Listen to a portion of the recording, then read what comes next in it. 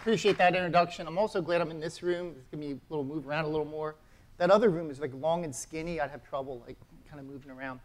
In the next 50 minutes, what I'm hoping to do is talk to you about common table expressions. You've probably heard of them before, but I'm hoping to give you a much more in-depth understanding of exactly what they do.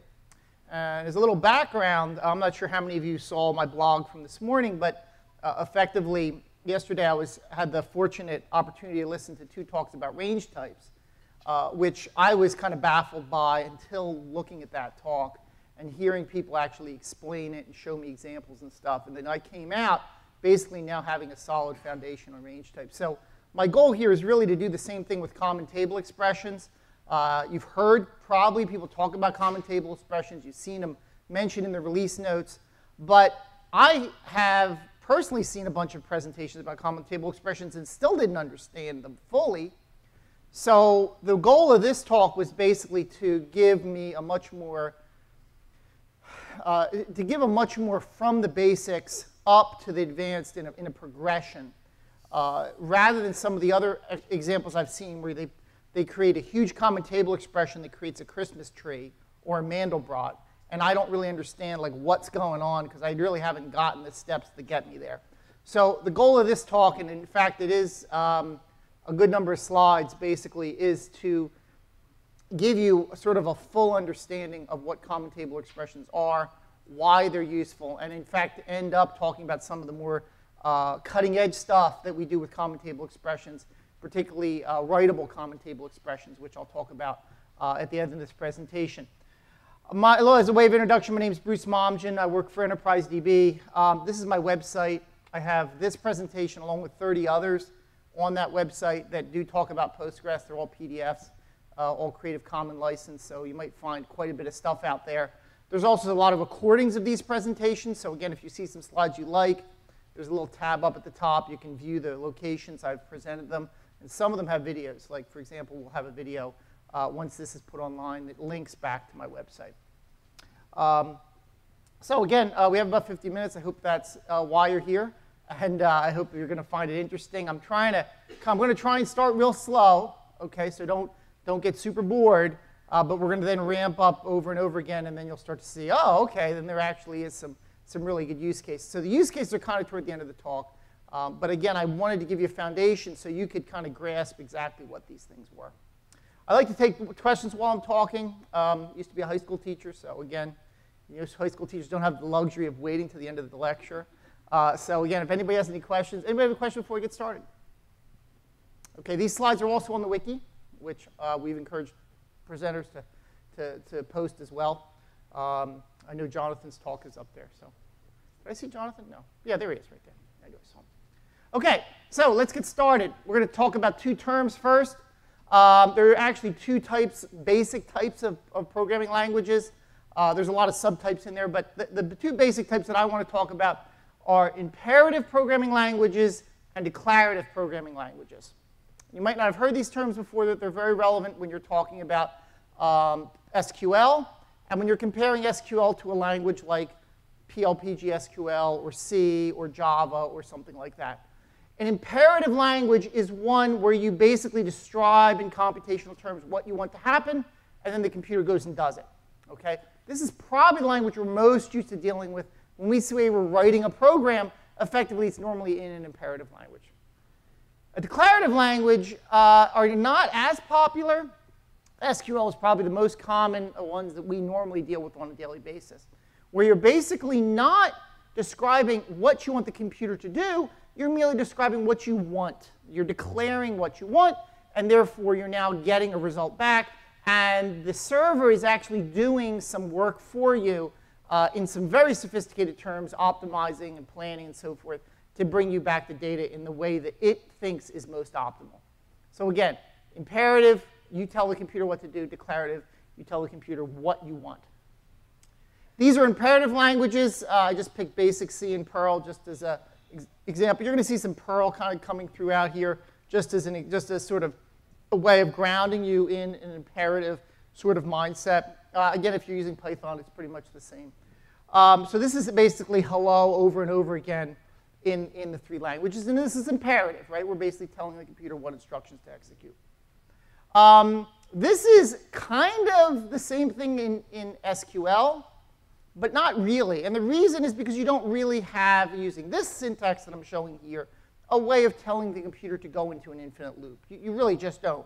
You basically could say hello, and then say hello again, and then say hello again, but there's no real imperative control here, okay? And that's good in the sense that you didn't have to program anything, but it's bad in the sense that if you actually needed to do something that was declarative, what you see, the syntax up here, currently just doesn't support it, okay? So what options do you have for declarative actions? Well, you can use libpq, or JDBC, or DBD, or whatever client application language you're using. And that's mostly an imperative language that you're using. Okay? Actually, this might be, this is actually incorrect. I will fix this. It should say imperative database options. So, bug. You can do programming on the server side in imperative languages. PLPG SQL, of course, one of the most common, PL Perl, and of course server-side C also are imperative, which are done on the server. The third way you can do imperative programming in a database is common table expressions. And here we start to say, oh, wow, he's actually talking about what we think he's going to talk about, right? So these common table expressions are effectively a way of injecting imperative control into a language that is primarily declarative. Okay, I'll say it again. Common table expressions are effectively a way of injecting imperative control into a language that's primarily declarative. All right? So that's what the syntax looks like. It always starts with the word with. Not a great word, frankly, because it's kind of hard to index with. You know, if you've ever done a Google search for with, it doesn't seem to work very well, because it's mostly a noise word or a conjunction or whatever they call it these days. But you then typically are going to have a query name and then some columns that are optional, and then the word as, and then your actions in here.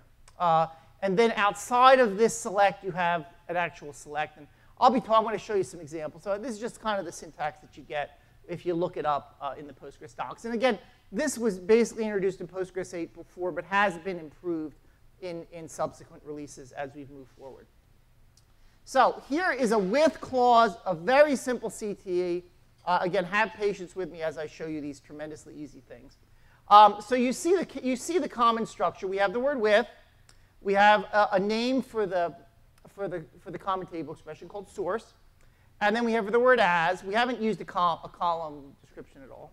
As. And then in parentheses, you actually have a select. Okay, in this case, it's select 1. And then outside of this, at the end of this parenthesis, we have a query. And what you'll notice is that the query actually references the name of the common table expression that I used above it. And this is a fundamental issue. So that effectively what a common table expression, and if you think of common table expression, what it means is you're effectively creating sort of a table on the fly, in a way. Okay, so sort of a dynamic table. You're naming it. You can give it optional column names. You can have all sorts of crazy stuff in there. Then it becomes a table source, called literally source in this case, which is then referenced in the outer query. Now again, in this case, it's completely useless. But as we start to build up, you start to see more use cases. The second thing you should notice is I have used red here, because these queries are going to get kind of long. So actually, I seem to be fine over here. This is good. So if you're kind of looking at a query, you're not sure what to look at the red. That's kind of highlighting what you should be focusing on in that particular query. Also, this presentation was not written as slides. It was actually written as SQL. So I spent like days writing SQL in what I wanted to display, and then I just ran it in PSQL, and then I just copied it into the presentation. So everything that you see here is literally exactly what you would see if you ran it. In fact, if you take the SQL file from that URL and you run in PSQL, you will see all of the queries reproduced, of course, without the color and without the text and without the headings and all sorts of other things, but you're actually able to see that I did not make this up. And in fact, this is exactly what it does look like. Okay? Questions? Okay. Let's build up from that very simple example. The first thing I'm doing is I'm actually naming the column in the select clause. Okay? So instead of having no name, which is what I've done here, and I've got this sort of generic label that is, I don't know, right? No labeled column. I actually am calling the column column1, and when I do a select star, you'll notice that the word column1 shows up right there at the result. Okay? Another way I could have done it, I could have named the column in the with clause. So I haven't named the column here, but I have named the column up in the with clause, and again, the same name appears down there. Okay? A little more, we're using actually 3 labels here. I'm labeling column 1 in the select clause, I'm labeling column 2 in the with clause, and then I'm labeling column 3 in the outer select. The outer select obviously wins. Nothing really super fancy, but again, gives you an idea of the kind of control that you have. Okay, I can select 2 columns, whoopee-doo. 2 columns, I get 1, 2, and I get 1, 2 coming out. But that's kind of as far as I want to go in terms of simple single queries. Let's talk about multiple queries. So a little primer, if you're familiar with union, it actually allows you to take 2 commands and bind them together into one result set. This is actually fairly important for common table expressions, as I'm going to show you in a couple minutes, I promise. Okay? So if I just put union here, the default for union is effectively to remove duplicates. So you'll notice that when I do select 1 and select 1, I only get 1 row out. Okay? If I don't want duplicates removed, I have to use select all. And in fact, that does give me what I want.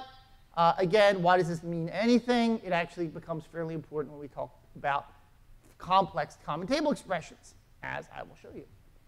So here's a little different case. We actually can use more than one. We can create more than one common table expression if we want. So instead of just creating 1 query, I actually have 2 of them. 2 sets of parentheses. I'm creating 1 as source, and I'm creating 1 as source 2.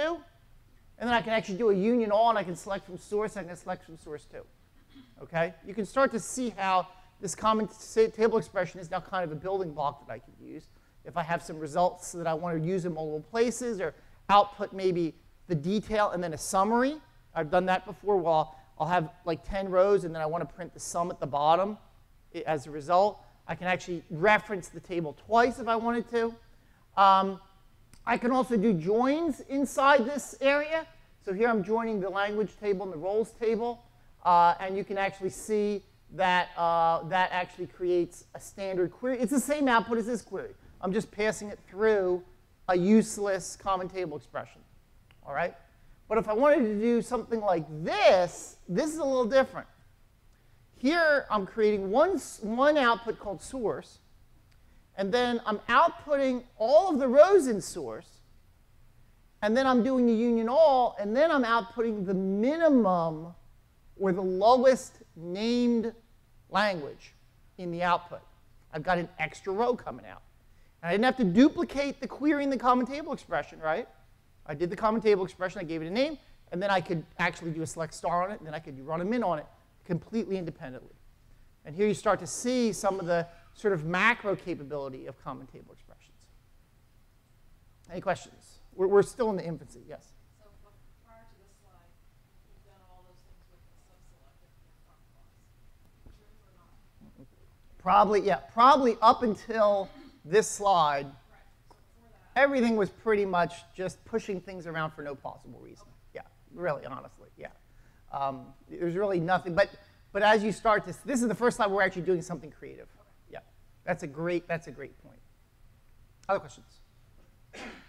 Okay, so we can do joins with the common table expression.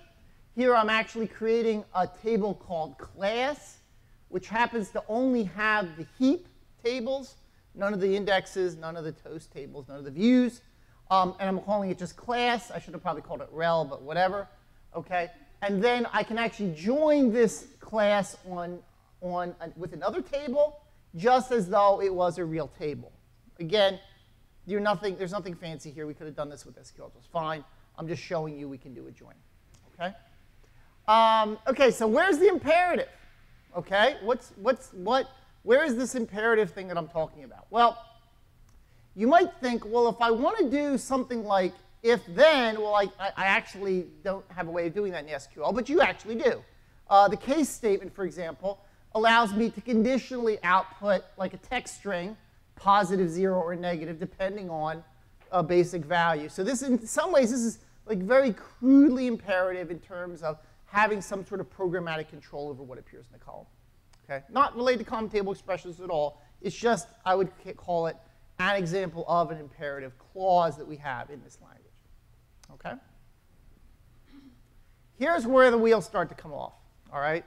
Having talked about all that sort of cruft and structure and whatever, where things really start to take off and where you start to get real programmatic control and loop control is the word recursive.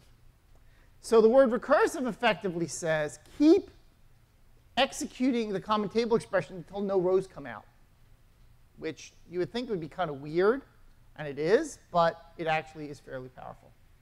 So here's an example where I'm doing with recursive source as select one, and then inside here select star from source. Okay? The problem, the reason this only one row comes out, there's no looping here, is because I'm only returning one row. So it's like, okay, one row, all right, fine. Let's go move on. Right? So I use the word recursive, but I don't get a loop. Because I really haven't, I've primed the loop, but I haven't created any kind of loop structure or recursive structure within the query. Is that good? Because I want to show you the actual one here. Okay? This is the one that actually doesn't return. Okay, so this is sort of our hello over and over again that we talked about in C and Basic and Perl way back in the beginning. Okay, what's really different about this one is that I have named the result set source, and I have referenced source inside of its own common table expression.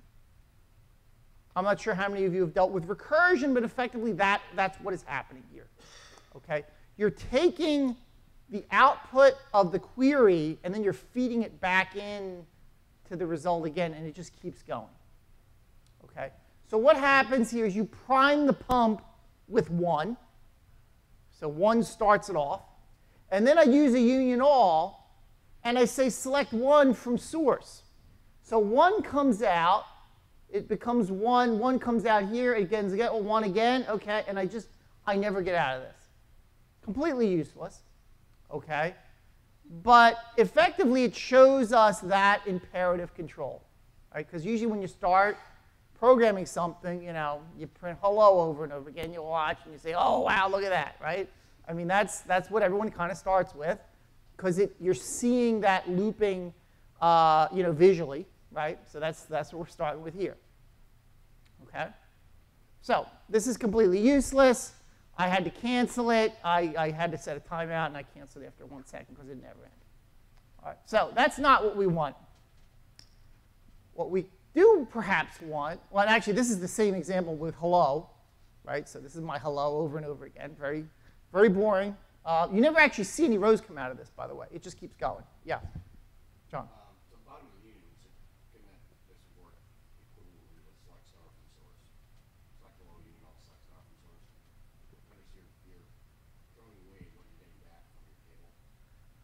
Can you say it again, John? I'm sorry. Oh, I'm sorry. Yeah. So in fact, it really doesn't matter what. I have a data source here that I'm never referencing. It doesn't matter if I referenced. I could have said, you know what? I didn't do it because I didn't want to name this column, because I'd really have to name it.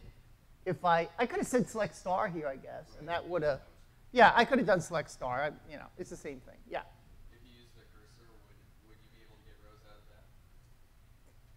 No. It's just never gonna. It's never gonna finish. No. And in fact, the concern we had when we implemented this feature was that effectively we're now giving people the ability to lock up the database, right? But the feeling was that they already had that ability. So, all right, well, it's just a new ability they didn't have before. So we weren't tremendously concerned about it. Yes.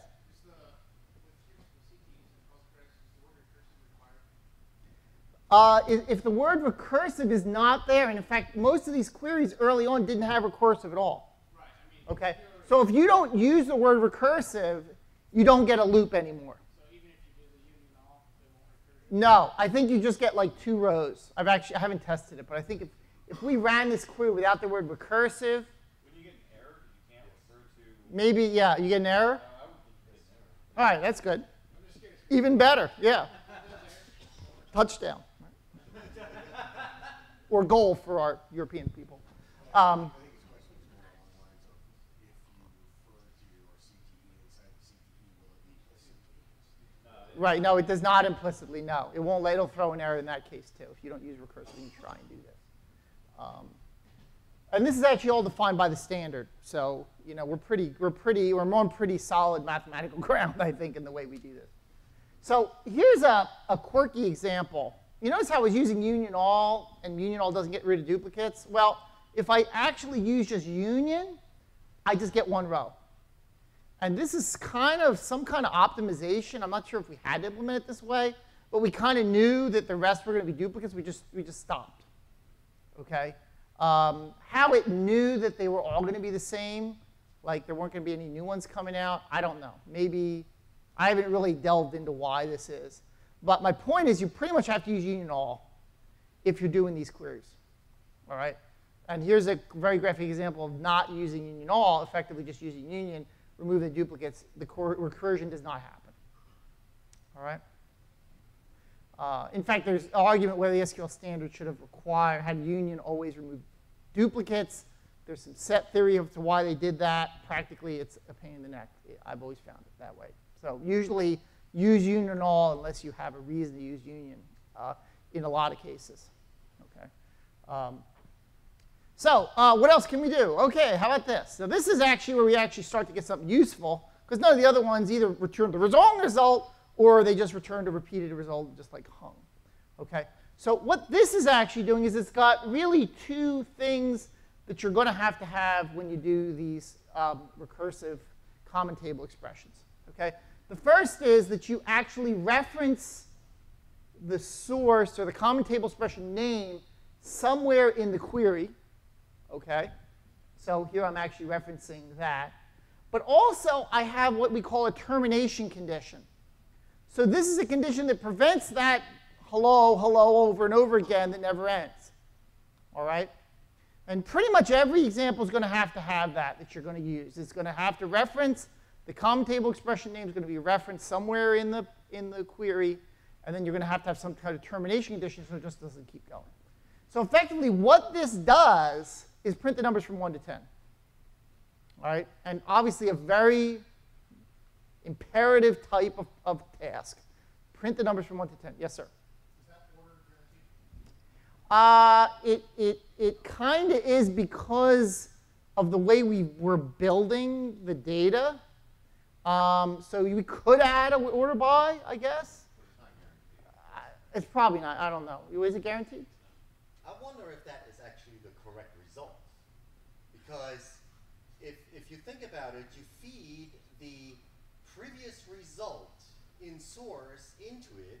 Right. So at the second iteration, or at the third iteration, you feed into it the result set of 1 and 2, and you select counter plus 1, which would be, again, 3, 4. 1, 2, 2, 3, 3. Right. So what's kind of... Union all. Right, so let's go through the process of exactly what's going on here. So what you basically have in every recursive common table expression that you kind of see from here to the end is that you're going to have to prime the pump, and then you're going to have to create the pump and then stop the pump. So you got to prime it, get the pump going, and then you got to have some kind of way of stopping it. So effectively what happens is the 1 comes in, okay, and then somehow, and I don't quite understand, again, this is more of the SQL standard process. The 1 comes out, and because it's a union all, it knows it's not going to have to recurse, so it just says, OK, that's one of my sources.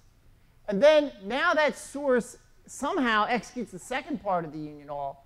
That 1 goes into here, you return 2, OK? And then you're checking to see if it's less than 10. And you basically, that comes up into here, somehow does not execute this again, but stays down in this area, does 3, does 4, does 5, does 6, does 7, all the way up to 10. Now, I'm not quite sure why the logic was this way. I know that's the way the SQL standard required it. I mean, effectively, you're right. Looking at it, you would think you'd have like 10 ones, right? And then some numbers after that. Yeah, it looks like it only feeds back new values that it produced in the last round, and not the whole source again. Right. It doesn't, it's like it executes this once and then it like forgets about it. I don't really understand why that is, and maybe.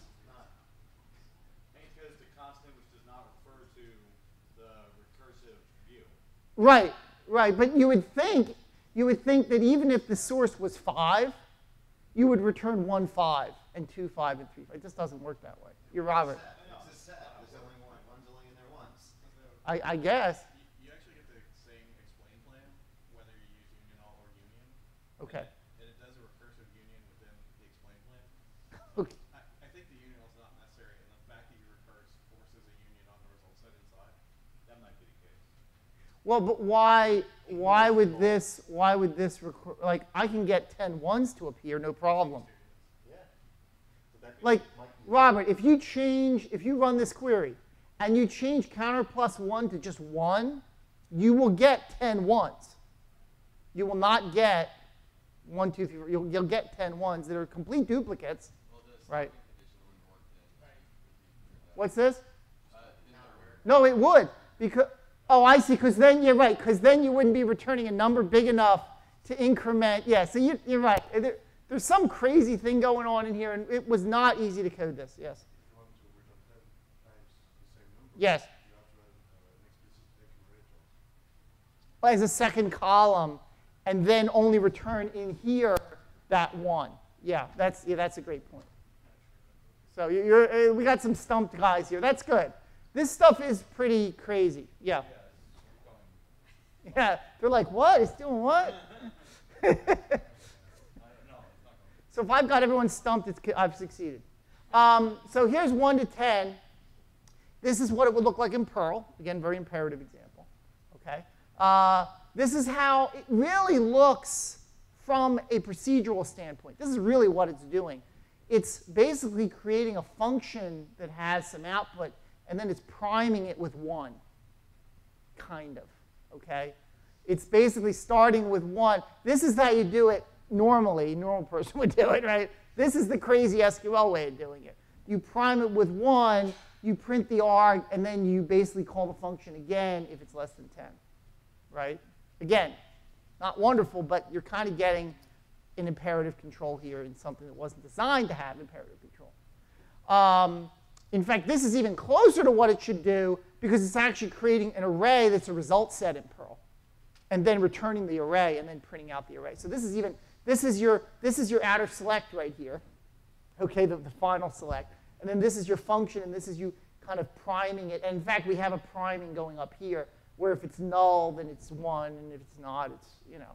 So again, it's kind of interesting the way, this is a little closer to the way it's actually behaving, for those of you who know Perl. So let's get a little fancier. What about factorial? That's something you do always when you start programming. It's the number times, you know, up 10 factorial is 1 times 2 times 3 all the way up to 10. So effectively, we start with 1, 1. Then we have a counter column and a product, which is the product times the counter plus 1. We go up to 10, and effectively, it prints 10 factorial. Okay? Now, you might not want to see the intermediate results to get up to that.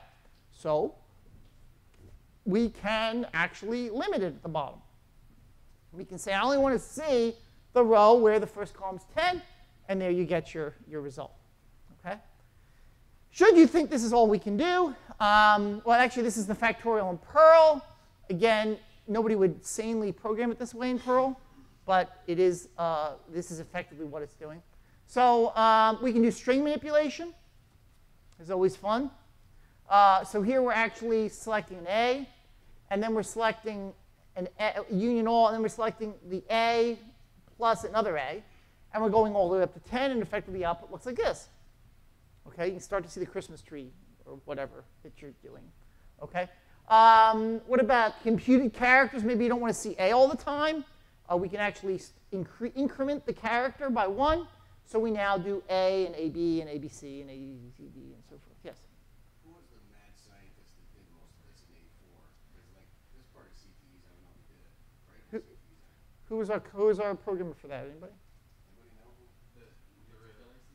Yeah. Regular CTEs were written by one of the Japanese. Yeah, it's one of the Japanese computers working with better, I think. No, I think it was somebody else actually, because later Ishii-san picked it up and actually finished the patch. Wow. So it was a combination of a Japanese computer, I believe his name started with a Y. Okay. And then it was finished by Ishii-san. Okay. Yeah, it's pretty amazing. I'm not even halfway through the presentation, right? So this is actually, you can even kind of do like ASCII Art, if you can imagine kind of what that's doing. It makes a little X for you, okay? You can do, you can do, like, you can now see the numbers that I'm using in the loop. So I'm going from -10 to 10, and then I'm variably changing the amount of distance between the first x and the second x, right? So that's a big distance. It gets smaller and smaller. There's a distance of 0, and it gets bigger and bigger. Okay, that's why I'm doing, I believe, absolute value, yeah, on the counter, and then just kind of doing it, right? You can kind of see how that would work. What about circles? We can do that. Well, you know, it's kind of look like a diamond, because I'm using fixed values, right? I'm not kind of curving it. So if we actually use a little power, you know, a little exponentiation, we get well, this is more of an oval. So we can actually kind of kick it up a little bit. That's a little better, all right? It's not wonderful. It looks more like a football, but that's about as far as we're going to go in this particular presentation in circles, okay? Prime factors, if you're familiar with those, like if you take a number and you want to find the prime factors of it, like, for example, the prime factors of 100 are 2 times 2 times 5 times 5, or 2 times 5 times 2 times 5, right? Think about that. You can actually do prime factorization using some case clauses and recursion. So here we're actually, and we're taking the prime factors of 56. It's basically comparing the factor, which happens to be the second parameter, with the counter.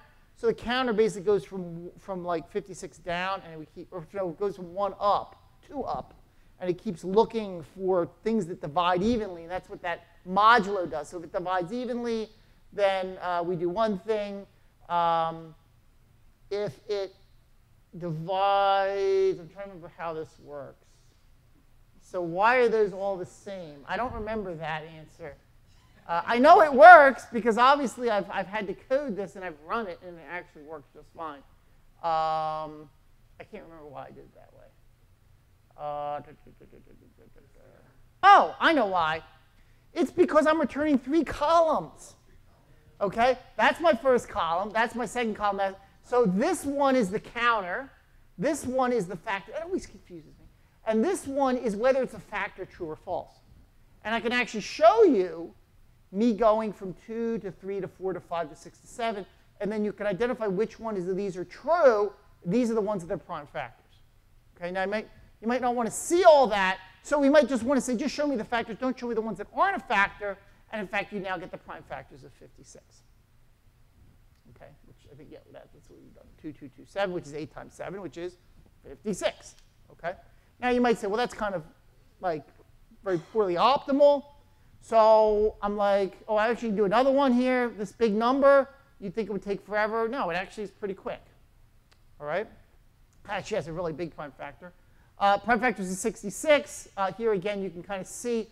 And here we start to look at an inefficiency.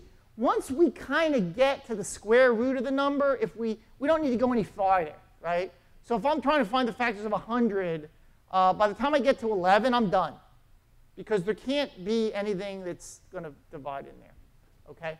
So what I actually do is I actually say, well, if it's less than the square, then just assume the factor is the prime. Okay, so stop going. Stop the counter. You're done. Okay? And also, I'm only going to do 2 and then all the odds above 2. So 2, 3, 5, 7, blah, blah, blah, right? And so I've actually optimized it now. Now I actually, once I get to 11, I know I'm done. So I'm actually trying the prime factors of 66. So it turns out to be 2 and 3 and 11. And I'm not having to go all the way up, because once I get to 5, I'm done. I know that whatever number I have is prime, and that's going to give me my answer. And when you start to think about optimization of factorization, that's imperative. I mean, if anything's imperative, we're now optimizing how we're doing actually computing this. Okay. So we can just return just the prime factors, and again, you see a very nice display that shows the prime factors. Okay. We can optimize it even a little more. I'm not even going to go into this, but this is more of a Perl version of that optimization.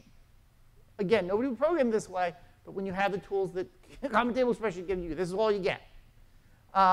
Okay, so let's show you some actual data that's being manipulated here, because this is kind of kooky. So we're going to create a part table, and we're going to put some parts in it.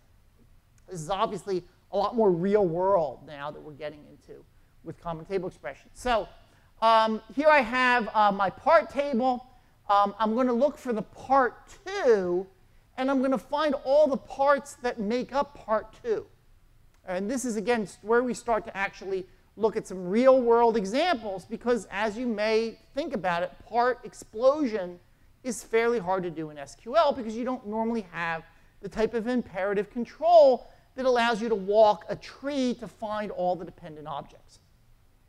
Okay, I'll say it again. It's often very hard to do part walking or tree walking in SQL because you normally don't have imperative control over walking that tree. You often have to bring the data back to the client and have the client kind of assemble everything and issue repeated requests to continue walking that tree in the client code.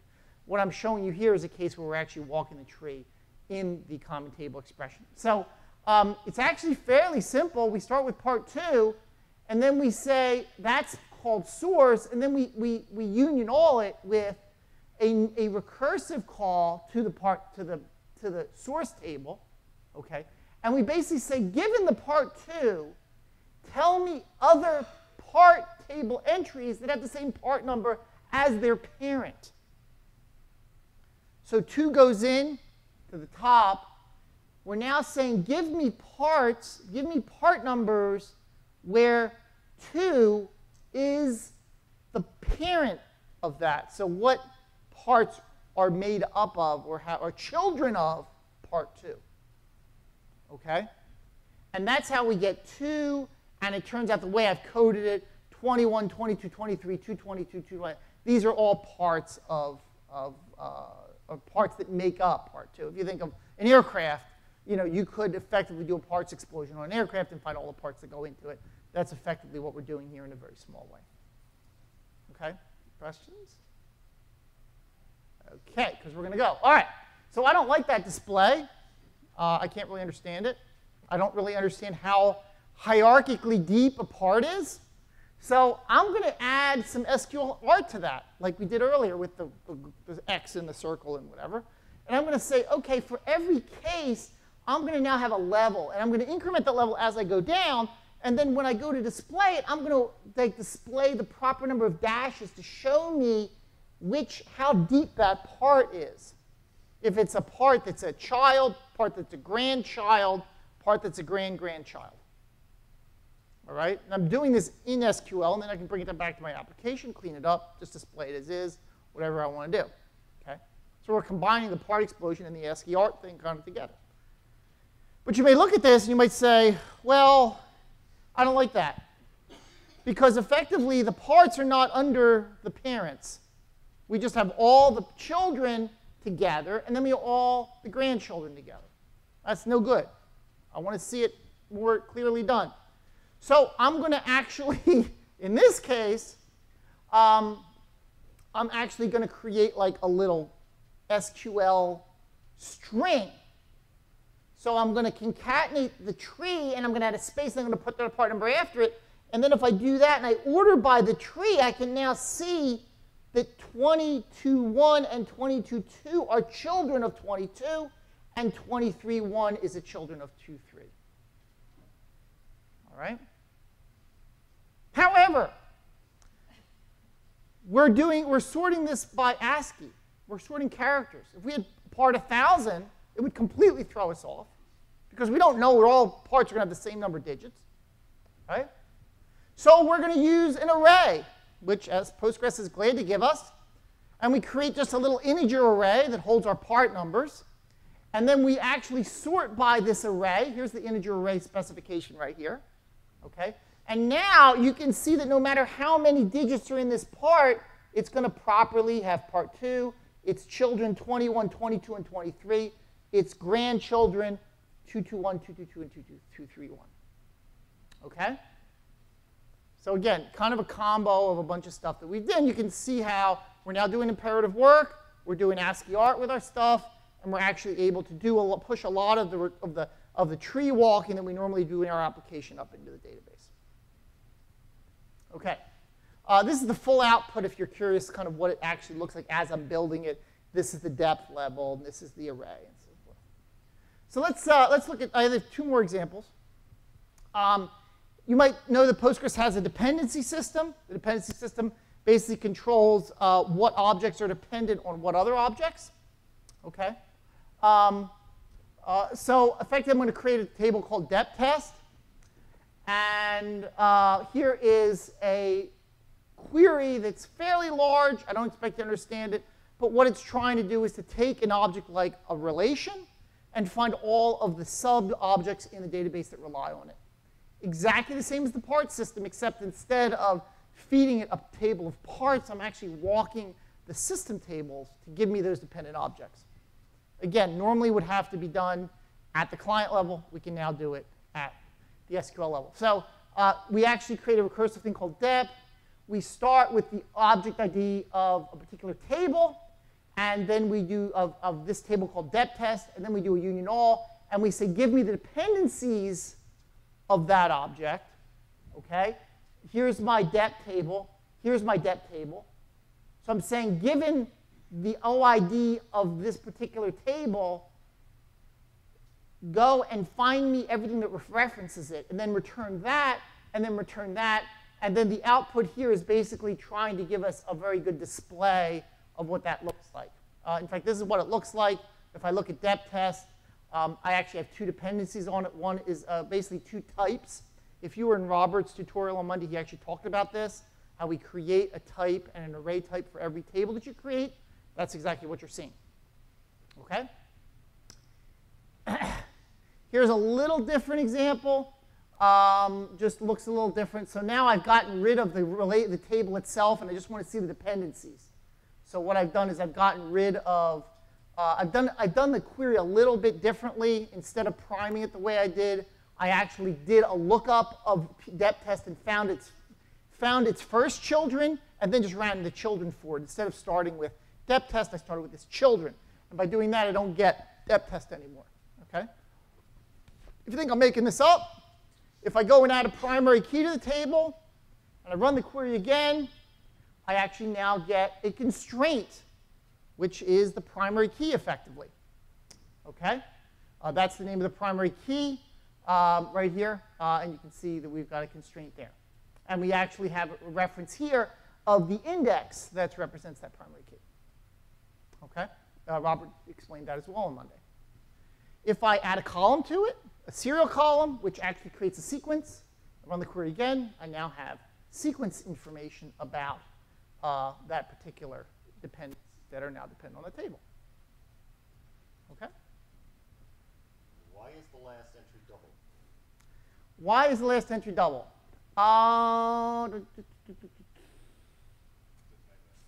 No, because I didn't type any of this. So, Confusing. why is it double? Class. Yeah, I think you're right. I think so, yeah, maybe that, I don't know. Maybe, yeah, maybe this, maybe one of these. The problem, what I'm not showing you here is the dependent object of what's going on. So if I added that, I might have seen that there's one row is depending on one thing and one row is depending on another. That's a good question. I hadn't really thought of that. Actually, this might show it to us. OK, so here we have, actually, where's my next val? Oh, I didn't, it was too big to fit. So it's the last 2. So there's something else going on here. And There's 2 paths, basically. yeah, I don't know. To the same. I don't know. Yeah, I'm not sure. I need help on that one. Okay, so but that's not all. You get more, right? I'm not, again, how many sure of you read my blog this morning, but I was talking about the idea of data modifying common table expressions, okay? Because the standard really only defines the read-only, the select common table expressions. Postgres was able to kind of take common table expressions we had and add the idea of writable common table expressions, and it just takes it to a completely different level. And I'm just going to show you some examples real quick. I'm not going to go into a whole lot of detail because they get kind of, it just gets crazy. But you'll look at it, you'll say, oh, that's really a game changer. Okay. And in fact, I think this might be our people here. Are these either of our people who did the first common table expression? Mr. Davis? Are these either of our, that's fine. Are these either of our people who did the original? I looked it up. Yes. And it's Yoshiyuki, Yoshiyuki Asaha. Okay. And Tatsuo Ishii. That's neat. And of course Tom. That's neat. Well, that's, yeah, again, I remember when they were working on it, and it was similar to range types, okay? Jeff, it's like, they're doing what? Like, what are they doing? And they're not done yet, but they're not sure what they're doing. But people who look at it are super excited. I'm like, okay, whatever, you know. And that was kind of what had happened until we got them. And then even when I got them, I didn't understand them at the beginning. And then eventually I was able to kind of get on board. And hopefully this is getting you on board with common table expressions. But it's just revolutionary in terms of what it does and what additional capabilities. But it's so different than what you're used to thinking that it takes a while to get into your head. Yes? So even without the recursive stuff, it affects the way stuff is planned, right? I mean, a CTE may only run once, even if it's used in a query multiple times, so it's worth using for optimization, not just. So the question is, even without recursive, common table expressions are still useful. Yes, they are. I actually have an example on my blog where I'm using common table expressions where I needed to do a window function, and then I wanted to display it in a certain way.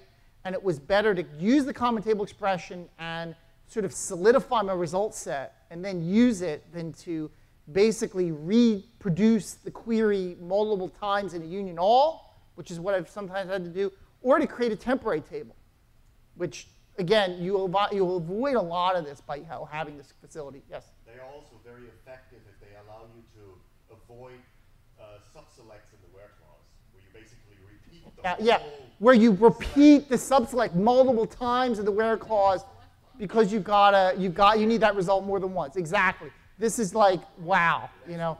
Yes, sir. Sometimes when you want to share the result in several parts, you go subselecting the from nodes. The difference with the CTE is that the CTE will prevent optimization. That's true. So what he's saying is basically you can often do the query in the from clause, the subselect, and then you can reference it multiple times. But by putting it in the common table expression, you basically avoid that ability to do that. I actually had a case with, there's a bug in PG Upgrade that we're working on, and I need common table expressions to efficiently do that. And because we don't have common table expressions in 8.3, I have to use a temporary table. So there's another example where without having this, you have to really resort, because I needed certain OIDs, and then I needed to go one direction and I needed to produce one column, but it had to have OIDs that are toast tables and OIDs that are indexes of toast tables and so forth. And with common table expressions, I could have done that easily.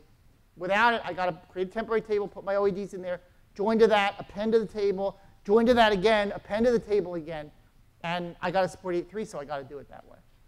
So there absolutely is a valid use for these. Other questions? OK. Yes, sir. Do you know how the planner and optimizer work with statistics on the CTE? Not very well. So the question is, how do they work? How does the optimizer work with statistics? The problem is that these are computed columns. Now, we have improved this in, I believe, 9.1 and 9.2, where we're passing some of the optimization statistics from the raw columns up through the CTE into the main table. But I think there's still work to be done. When we did it in 8.4, it was like, get it working. And then we've been kind of improving how those optimization statistics flow out if you want details, Robert Haas would be the person to talk to, and he is here at the conference. So I would definitely ask him. And in fact, tell me what he says, because I have wondered exactly how good it is today. I know how good it was when we released it, and that was not very good. But I have seen commits that talk about passing optimization statistics from the raw table in the CT back out of the CT into the main table, and I don't know where we are with that. And just to clarify, I mean, there's no statistics that are gathered on the resulting CTE. Right. It would have to come from the original. Yeah, it has to come from the actual relations underneath, and then go through the whole modeling that we do for queries and whatnot. Where he's going with that is there's other DBMSs that have CTEs that when you query the base table, if the results from that base table are say 10 or 100 rows, or you do a fetch first 10 rows in that CTE, it assumes default cardinality because it assumes it doesn't know. So we go query that larger table, it goes, oh, I need to scan this because we have 100,000 rows in the CTE and it's not really, it's not in. We have a break, though, so I figure we're fine. OK, great. I'm gonna kind of sprint to the end here because I want to get through the slides. I'll be glad to answer questions as we go. So let me just sort of blow the doors off and show you what these modification things do. OK, and again, I'm only showing you like 3 slides, but it'll be enough. OK, so here's the first one where we actually create a temporary table and we put 3 random numbers in it. OK, then we delete the rows from the temporary table, but we also use a clause that Postgres supports called returning, delete returning, which will basically query the rows and return what it deleted. And then I now display it as part of the common table expression. So I can actually see now what's coming out of my delete. Right? It's not really hard to do this before common table expressions. Writable, the ability to use writable commands in the common table expression. Because again, I never saw these random numbers. OK? So I'm only seeing them after they've been removed. That's pretty revolutionary in terms of what we can now do with the database. You might be starting to think, might be starting to see where I'm going with this. The second case is where I actually run a read-only command in the common table expression. So here I'm doing the write in the common table expression, and then I'm doing the read outside. In this case, I'm actually doing the read in the common table expression, doing the write outside. So I'm effectively doing the same thing, putting 3 random numbers in. I select the average of the 3 random numbers, and then coming out of that is source average, and I'm basically saying delete everything that's below average. One command. Go find the average, delete everything that's below average. Normally, you'd have to do this in a client. And if you didn't in a client, you're going to, unless you do it in a serializable transaction, you're going to get different views of the data between the average and the total. Between the average and the delete, you get different views. Here, because it's one command, we don't have to use a serializable transaction with some locking that could be caused by that. OK? So effectively, not so much locking, but the probability that we might get rolled back if, I don't know how many of you dealt with serializable with writes, but you can get rollbacks in those cases. So instead of doing that, I actually have one command, gets the average, and then deletes. And then I can see down here, because I've used, I can now do a select, and I can say what's left over. And it turns out there's only 1 row that was above average. So my 2 other ones were below average in this case. I'm going to have to take the question in a minute, OK? Finally, both features together. OK? I'm doing writes in the CT, and I'm doing a select here. So I'm basically saying, give me the average, delete everything below the average, and now return everything that was left. And in this case, I had 1 row. In this case, I have 2 rows. So I've now got a select and a delete with a returning, and then another select. OK? So what you can do even beyond this are things like insert some rows, get some data returning, do a query after that, delete stuff. All of a sudden, you can chain your inserts, updates, deletes together inside the same common table expression and inside with selects to show you what just happened, which normally, again, would require multiple round trips to the client and multiple sort of problems with visibility and locking in terms of how this works. So we do have a break now, so that's why I didn't stop a little early. I actually have 1 minute for question if we want to go all the way to 3:30, so I can go either way on that. But let me answer the one question that the gentleman had back here. Yes? Well, this sort of answered it. What I was wondering is if it would actually next in so much as Can you do a with clause in a with clause? Let's avoid that. I don't think you can. Oh, you can. You can. I had a real world case where I needed that.